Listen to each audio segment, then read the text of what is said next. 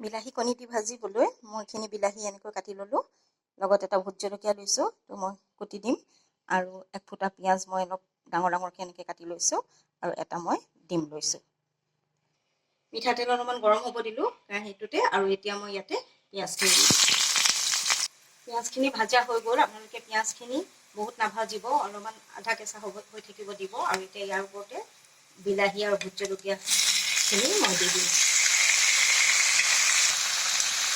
এতিয়া মই নিমখ দিলোঁ আন্দাজ অনুযায়ী।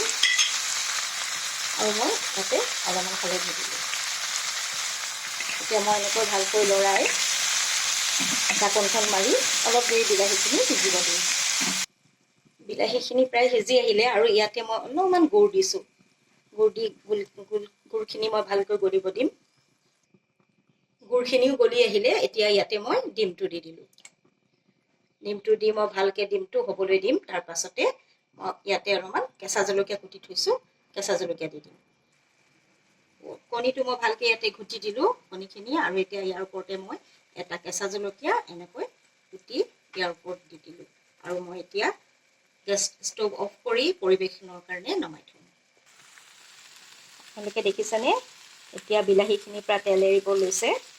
এনেকৈ তেলটো যেতিয়া ফুটি যাব তেতিয়া আপোনালোকে ভাজি ভাজি নমাই থ'ব।